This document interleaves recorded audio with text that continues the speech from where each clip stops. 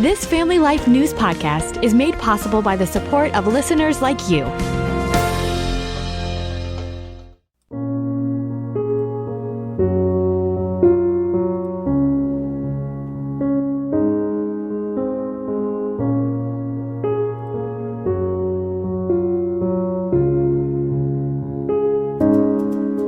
Good afternoon and welcome to a special edition of the Noon Report. I'm your host, Bob Price, and this is our 2024 Year in Review. Over the next half hour, we'll take a look back at the stories and events that shaped our lives the past 12 months. In 2024, we elected a new president. The former president. In 2024, we witnessed chaos on college campuses. There was a bridge collapse in Baltimore, exploding pagers in Beirut, and who can forget that rare total solar eclipse back in April? 2024 was the year of Trump, his trials, attempted assassinations, and election. Re-election on November 5th. So, without further ado, let's revisit 2024.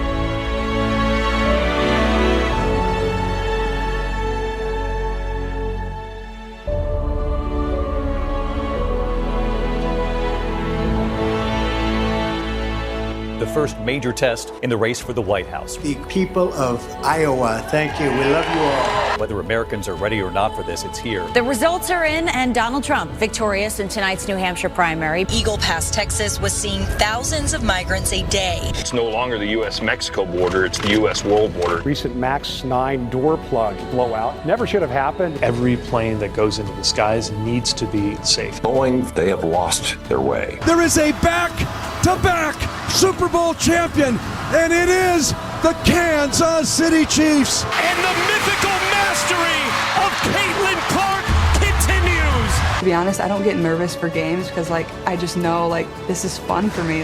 This for college basketball history. The all-time leading scorer in NCAA history. Caitlin Clark. The man who stood up to Vladimir Putin, the symbol of Russian oppression. 47-year-old Alexei Navalny dropped dead at a penal colony in Siberia. New outrage this morning over the violence in Haiti. Another day of fighting between Haitian gangs and police on the streets of Port-au-Prince. The time has now come to suspend my campaign. There is no bridge. There is no bridge. A stunning bridge collapse at the Port of Baltimore. The whole center span is gone completely. The Francis Scott Key Bridge plunging into the water. Here we go! Yes! Totality!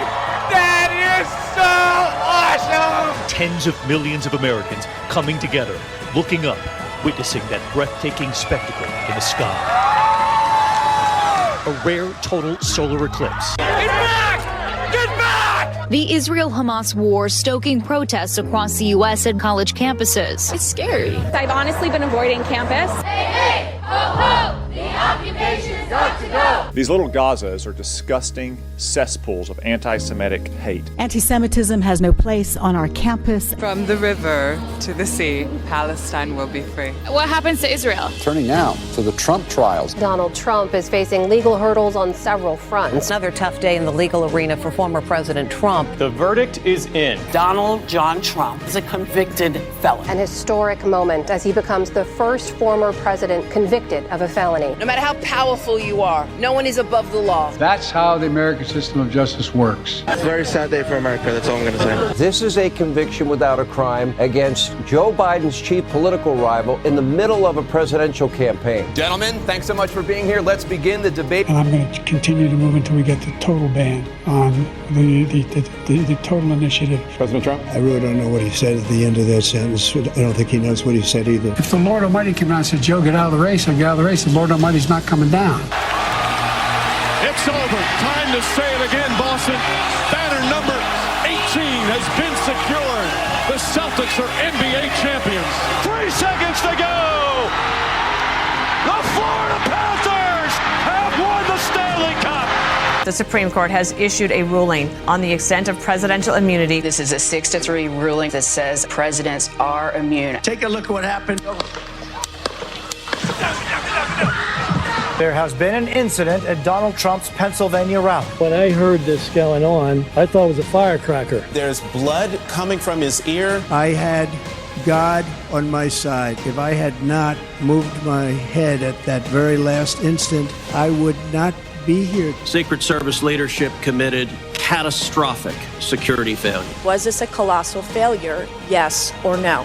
Yes. This is an NBC News special report. Breaking news and a critical moment in the presidential race. It's been the honor of my life to serve as your president. President Joe Biden officially dropping out of the 2024 race. I've decided the best way forward is to pass the torch to a new generation. And it is my great honor to have Joe Biden's endorsement in this race. I proudly accept your nomination for President of the United States. I accept your nomination to be President of the United States. It has been a century since the City of Light last hosted the Games. You have come to Paris as athletes. Now you're Olympians. Legendary actor Carl Weathers has died. What's the matter with you? There is no tomorrow. The country music community has lost one of their biggest stars, Toby Keith. I should have been a cowboy. Former U.S. Senator and Vice Presidential nominee Joe Lieberman is dead. We learned today that actor Louis Gossett Jr. has died. Every time I say understand, I want the whole group to say, yes, sir. O.J. Simpson has died at the age of 76. O.J., you're kind of a quiet guy. You don't cause any trouble. Well, I just do my thing, We learned today basketball legend Bill Walton has died. Jerry West, icon with the Los Angeles Lakers, has passed away. Donald Sutherland, who starred in classics like The Dirty Dozen and Ordinary People, has died. Actress Shelley Duvall has passed away. 3 beloved icons, all gone in one weekend. Shannon Doherty, Dr. Ruth, and Richard Simmons. It's the end of an era in comedy. Accountant turned entertainment icon Bob Newhart has passed away. Legendary actor James Earl Jones has died. I am your father. Dame Maggie Smith has passed away at age 89. This one hurts the heart. Music titan Quincy Jones has died. We are remembering Pete Rose, baseball's all-time hits leader. Dodger legend Fernando Valenzuela has died. Valenzuela has pitched a no-hitter. If you have a sombrero, throw it to the sky. Start the party, Los Angeles! Your Dodgers have won the World Series! There is a fascinating story developing right now in the Middle East. Thousands of pagers belonging to Hezbollah exploded simultaneously. Tonight, the high-stakes showdown here in Philadelphia between Vice President Kamala Harris and former President Donald Trump. Their first face-to-face meeting in this presidential election. In Springfield, they're eating the dogs. They're eating the cats. We are coming on the air with breaking news about former President Donald Trump. A possible second attempted assassination. The Secret Service fired in the direction of a person with a gun just outside Mr. Trump's golf course in South Florida. Now, the latest on the aftermath of Hurricane Helene. These are desperate hours in the storm zone. The devastation that I've witnessed is hard to describe. Nobody's going to help us. Homes and businesses flooded. It's hard to put into words. It's indescribable. Roads and bridges completely washed away. Just really horrifying. This is an unprecedented storm. This is one of the worst storms in modern history. It is Election Day. November 5th is finally here. The Fox News decision desk can now officially project Donald Trump has won the presidency. Hey, look what happened. Is this crazy? We must accept the results of this election. President Biden will pardon his son Hunter. If it was my son, I'd pardon him too. But here's what I didn't like. Don't lie to us. Don't tell us you're not going to do it and then do it. Out of Syria and the fall of Bashar al-Assad. The Assad family controlled Syria with an iron fist for 53 years. Luigi Mangione is fighting extradition. 26-year-old Luigi Mangione remains behind bars. He was just threatening to kill people. Daniel Penny found not guilty. the person of the year who's had the most influence on the news in 2024 is Donald Trump. What a great honor this is. America's future will be bigger, better, bolder, richer, safer, and stronger than it has ever been before. God bless you, and God bless America. Thank you very much.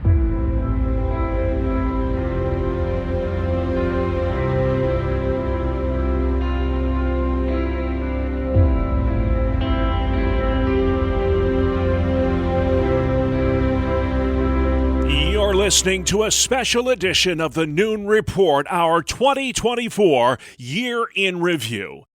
I'm your host, Bob Price, and recently several of my colleagues in the Family Life newsroom got together to talk about what we thought were the biggest stories of the year. Here's some of that conversation. Well, hey guys, it is so great to have you all in studio. Now, unlike Santa Claus who makes a list and only checks it twice, we make a list and check it 4 times because we've got 4 outstanding members of the Family Life news team counting down the top 5 stories of the year. Mark Webster, Sarah Harnish, Martha Menikis Foster, thank you so much for joining us. So let's jump right in. I'm going to begin with you, Mark, since you drove the furthest. Your 5th biggest story of 2024. Bob, so much competition there, but I went with the state-by-state battle over abortion. 2 years in from the overturn of Roe v. Wade, pro-life supporters found themselves fighting not one big battle, but dozens of smaller ones. Governors, state legislatures, and state courts playing key roles in determining state-by-state abortion policies. There was also a marked shift away from traditional abortion clinics toward harder to regulate at-home abortion drugs like mifepristone, and new court cases are pending on how those drugs can be dispensed and shipped across state lines, leaving pro-life groups to formulate new strategies to carry on the battle for life. Major issue. Martha, in the newsroom we don't see every day, so I'd be very curious as to what you thought was the 5th biggest story this year. I thought we should be looking at the strengthened alliances to watch out for because the situation in Russia has required Putin bring in North Korean soldiers for the war in Ukraine. And along with that, watching for the connections between Russia, China, North Korea, and Iran, what has traditionally been called the new axis of evil. That's been in the news, and I expect it to continue to be in the news. Everyone's favorite afternoon anchor, Sarah Harnish. What was your 5th biggest story? I went with the war in Gaza, because I think I reported on it more than any other story this year. It was Israel's 9/11, and I think that it caused America to look to the Middle East. Again, for a while we've been focused on inflation and pandemic and shutdown, and it woke the country up and got us looking around again for the first time in a long time. Yeah, major story, and some of the ripple effects of that we'll be talking about a little bit later. But I had Biden dropping out of the race. Who can forget that Sunday afternoon in July when the commander-in-chief did what surprised nobody, except maybe the White House? The decision by Biden to exit the race led to the ascension of Vice President Harris as the Democratic standard bearer. It was the story we talked about all year long. Will he drop out? Will he not? And it was my 5th biggest story of the year. So we went right to left. Let's go left to right. Sarah Harnish, your 4th biggest story this year. Hurricane Helene, because of the swath of the damage, 400 miles of damage. 3 months later, there are still towns gone. And there's not a lot of places and a lot of stories that I think of over my whole career where I can talk about the number of towns obliterated from a single storm. Florida got the storm surge. Georgia and South Carolina lost 75% of their power grid, electricity, internet, cell service from wind damage. And then North Carolina and Tennessee lost entire towns because of flooding. Yeah, you were living it, Sarah. Yeah, in the eye of the storm, as they say. Mark, what was your 4th biggest story? I went with illegal immigration there. It played a major role in the 2024 presidential election, and President-elect Trump's vowing to undo much of what he accused President Biden and Democrats of doing in allowing rampant illegal immigration to go largely unchecked for 4 years. High-profile crimes allegedly committed by illegal migrants fueled outrage over how our borders have been handled. Even some Democratic mayors like New York's Eric Adams questioning Washington's handling of that crisis. My 4th was Trump shot in Butler, July 13th. 2024, one of those where were you when it happened moments. Right. We all know where we were. Had the former president's head been tilted just a millimeter in either direction, my 4th biggest story would probably have been the biggest story of the year. That iconic image of a bloodied Trump pumping his fist in the air, fight, fight, fight, moments after being nearly assassinated. I think that's what got him more than anything else reelected, and that's why it's my 4th biggest story of the year. Martha Menikis Foster, how about you? I'm looking to the Middle East. Israel's decimation of Hezbollah and what that might mean for the weakening of Iran. Israel's impoverishment of the population in Lebanon and Gaza and their power, the fall of Syria, which is going to have wide repercussions. The entire look of the Middle East. It's been in our news now, and it will continue to be in the news. Yeah, big time. Number 3 on the list, 2 down, 3 to go. We're counting down the top 5 stories of the year with some of the Family Life news team. Jeremy Miller and Greg Gillespie couldn't be here, but we've got the 4 that matter. Jeremy and Greg, I'll talk to you later later. Hurricane Helene was my third biggest story. Sarah had it already. One sheriff said days after the storm they'd be finding bodies at Christmas. Well, it's after Christmas, and they're still finding bodies. Ironically, Helene wasn't even a hurricane when it did most of its damage in the mountains there in western North Carolina and other places. But western North Carolina, unfortunately, bearing the brunt of what 40 trillion gallons of water can do. Mean Helene, my third biggest story of the year. Martha, what was number 3 on your list? So Jonathan Haidt is a social psychologist who's done a lot of work on the impact of social media and the mental health crisis, which we have all been looking at, but it seemed like there's new energy behind doing something about that. So making some concrete institutional changes in how schools treat smartphones and how just as a culture, we've made a corner, and I think it's his work, but in any event, it's in the news. Yeah. Sarah, number 3 on your list. I went with Butler, Pennsylvania, and the near assassination of Donald Trump. I always ask myself, what stories can I remember without peeking at news when we're putting these together? Yes. And just like you said, it's a where were you kind of thing. I mean, it's a story you will be talking about in 10 years. I believe that it shook America out of fight mode. And it led to a calmer 3+ months to the election. I believe that the tone of the nation was a little more civil, and we paused, at least for a week, after the fighting. And I do think that it, at the very least, made us think more about what really matters. Yeah, and I think it humbled him, too, a great deal. Yeah. Mark, what was number 3 on your list? I lumped in the Middle East war and U.S. protests because of the aftermath of the horrific October 7 terror attack on Israel.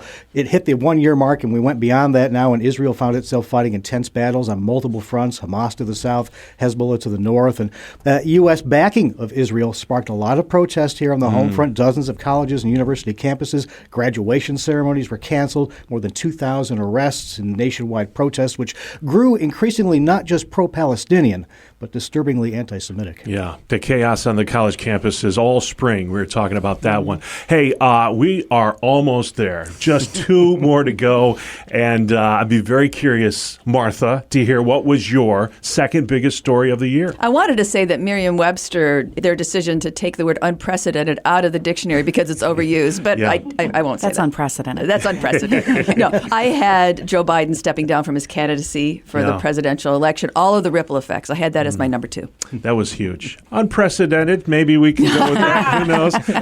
Mark, number 2 on your list. I would have made this one if it hadn't been an election year. Weather and wildfires.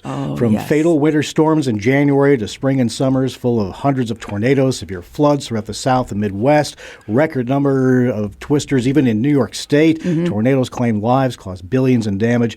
Deadly heat waves scorched us in June and July. The stream of hurricanes, Beryl, Debbie, Milton, and perhaps the worst of all, Hurricane Helene. Weather left a deadly, indelible mark on 2024. And not to mention the 6 feet of snow in his backyard. Right? Yeah. So, let's not mention this. Where's Mark? He's still shoveling.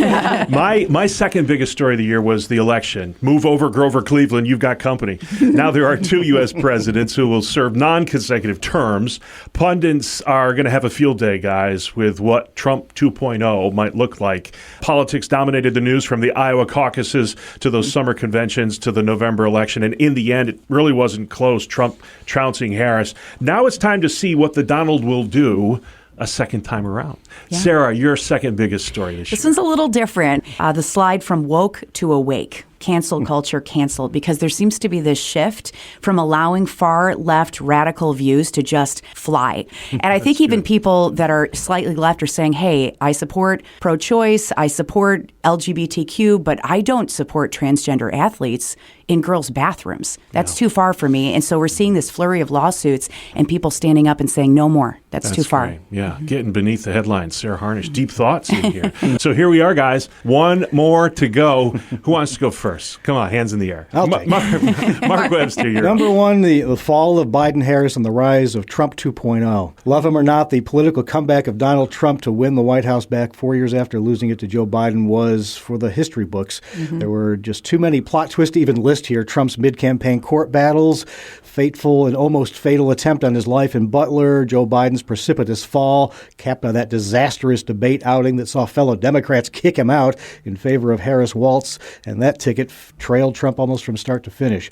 In 2024, Republicans again played the Trump card. There you go. Very well done. Sarah, number one for you this year. Yeah, it was like watching a tennis match the whole election season. Number one for me, the election of Donald Trump as president of the United States. We've got a saying in the newsroom, what affects the most people the most? Mm-hmm. And this election affected the entire world because it's going to have impacts on the American economy, the global economy, how we interact with other countries, and the world feels calmer post-election. We're watching it even in press conferences. Yeah. It feels calmer, not as divisive. I feel like the stress of the election is behind us, and now we're all watching to see what this man is going to do. Yeah. You're not allowed to say election, Martha. Then I will go silent here for number one. No. So I absolutely had the election of Donald Trump and the new awareness of the electorate by everyone in the news and probably everyone in the country. The miscalculation of traditional polling. There are reactions across the board to say, oh, the electorate wants this, and we have been offering that. Yeah. So NPR is now including a religion story pretty regularly by Religion News Service. There's some sort of awakening across the board that these people, whoever they are, who voted for Trump, are here, and they have wants, needs, desires. Yeah. We should meet them. We are recalibrating as a country. That's what I had as my top story of the year, not the election of Donald Trump. I had Donald John Trump as the top story. Yeah. It was the year of Trump. 4 criminal indictments, 34 felony convictions, 2 impeachments, 2 assassination attempts, and a partridge in a pear tree.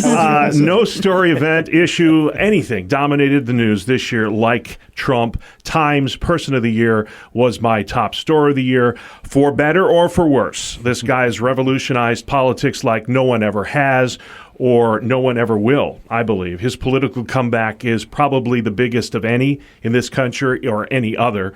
And that's why Donald John Trump, the person, is my biggest story of 2024. What a fascinating conversation there with the Family Life News team, Sarah Harnish, Mark Webster, and Martha Menikis Foster, sharing some of their thoughts about the top news stories the past 12 months. And then finally, what were the stories this year that had the most impact in Albany and Harrisburg? Well, who better to ask than the 2 men we feature every Friday on Capital Connection. Take a listen.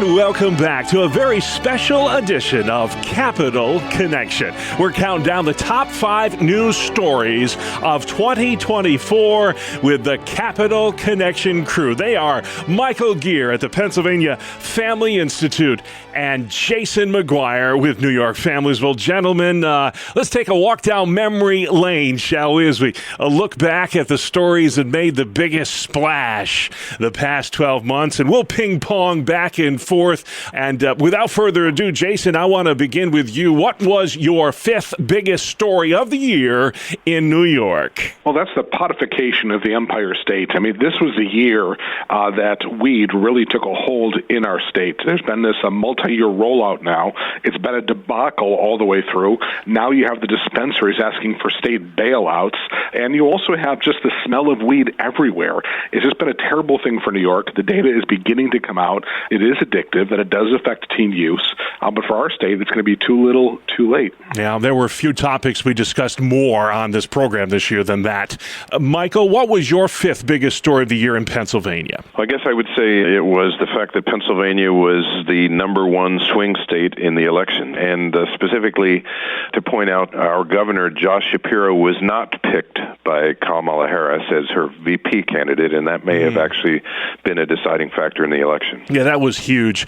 So we got one down, 4 to go. Michael, let's go back to Harrisburg for your fourth biggest story in Pennsylvania in 2024. Well, this is also election-related in some measure and also just policy-related, and that's the subject of abortion in Pennsylvania. It was used as campaign fodder in so many different ways, and it was not as big an issue in terms of winning for Democrats as it was in the past. We had the Scott Perry race where abortion was a major issue, Scott Perry, Janelle Stelson, and she relied entirely on the abortion issue to try to push her over the top and beat this incumbent, and that didn't work. And then also in the legislature, we saw the defeat of numerous pro-abortion legislation in the General Assembly, for which we're grateful. Jason, I'd be curious to learn what your fourth biggest story in New York was this year. Well, I think this was the year that the redrawn congressional maps made a difference in the Democrats picking up seats they had lost in the previous midterm elections. It did not ultimately help them in the end in the sense that we still have a Republican-led U.S. House majority coming in the new year, but it did mean that New York lost some of its congressional influence on the Republican side of the aisle. That was a big story, not unexpected after those maps were redrawn, but it did have an impact on what will happen here in the Empire State. Jason, let's stay in Albany. Your third biggest story of the past 12 months. Well, it was the anti-Semitism that we saw here in New York. You can look at the college campus controversies that were occurring, but it's really a larger issue. There was this undercurrent of anti-Semitism that really reared its ugly head. You saw it particularly in the progressive far-left wing of the Democratic Party, and that led to a splintering in the party. It also allowed those on the right, particularly the evangelical community, to stand alongside its natural ally in Israel, and it really has just drawn a line between the two camps regarding this issue. It reminds us that we have to ever be vigilant against those who would be anti-Semitic in their attitudes. Yeah, I remember back in the spring, that was a major issue in both New York and Pennsylvania. And if you're just joining us, this is our special year in review edition of Capital Connection. We're counting down the top 5 stories of the year from New York and Pennsylvania with the Capital Connection crew, Michael Gear with the Pennsylvania Family Institute and Jason McGuire with New York Families, who you are every Friday throughout the year on Capital Connection. Michael, what was your third biggest story in Pennsylvania? Well, I think I'd have to point to the issue of girls' sports and the transgender issue and the ideology behind that impacted in so many different ways here in 2024 with school boards passing policies to protect girls' sports, fighting against the Biden administration's Title IX changes. And then in addition to that, it impacted elections. The exit polling showed that a lot of people were voting in the presidential race and others on that issue. And then lastly, the exposing of Children's Hospital of Philadelphia and other children's hospitals here in Pennsylvania that are engaged in transgender surgery and cross-sex hormones, exposed by our work at Pennsylvania Family Institute in combination with the organization called Do No Harm. Yeah, that was a major report, that Do No Harm report, just showing how many millions in taxpayer dollars are funding not just sex change operations, but sex change operations on kids in Pennsylvania. So major story. Well, hey guys, just like that, 3 down, just 2 to go. The top 2 stories of the year from New York and Pennsylvania. Jason McGuire at New York Families, what was your second biggest story of the year? Well, that was certainly the passage of Proposition 1. Proposition 1 was being pushed by the pro-abortion crowd here in New York, and while that was really downplayed in the election, and I don't think that was a key issue for a lot of people, the transgender issues in Prop 1 will probably become a major issue in the time to come. It will impact, no doubt, nonprofit organizations, Christian schools, parental rights, and others. So that's a troubling story in New York that probably court cases to come and even legislation introduced will show how far transgender rights have come in the Empire State and how difficult it may be for those of us in the Christian community who hold to a biblical understanding of human sexuality. And I had that number 1 on my list, just for those who care. What's this going to mean for parental rights, religious freedom, privacy protection? Definitely Proposal 1, a major story in New York this year. Michael Gear at the Pennsylvania Family Institute, what was your second biggest story of the year? Well, I'm coming back to elections, and it's two particular races that I'm going to point to. First, the U.S. Senate race that saw the Republican challenger defeating Bob Casey, with Dave McCormick being the ultimate winner after a long, protracted count in that regard. But I also want to point to the win for Dave Sunday as Attorney General in Pennsylvania.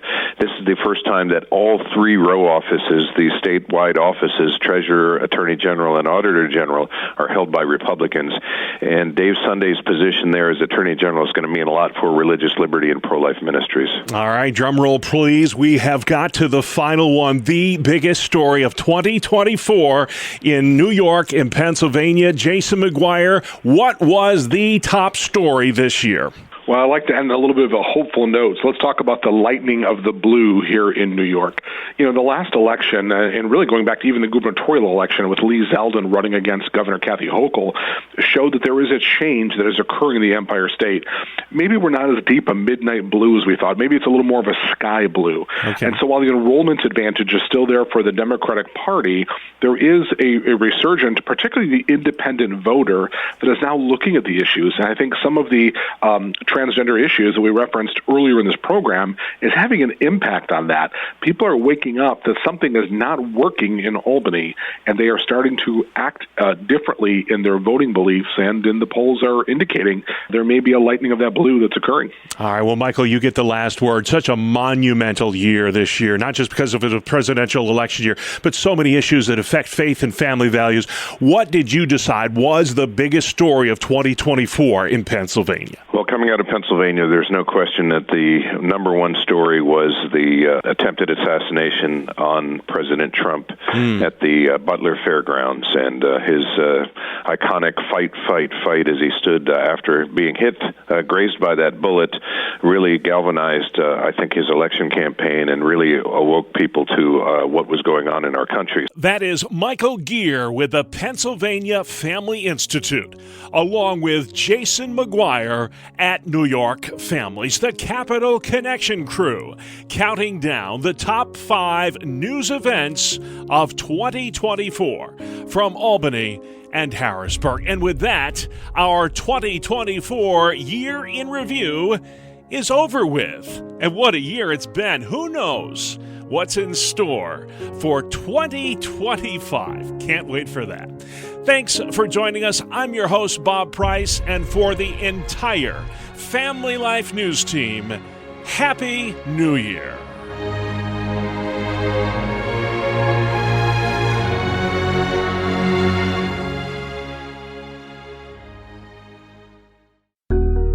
Thank you for listening to this Family Life News podcast. If you've been encouraged by what you've heard, please share it with others and click the subscribe button to automatically receive future episodes. Family Life is a listener-supported ministry. Podcasts like this are made possible by your financial partnership. Find out more at familylife.org.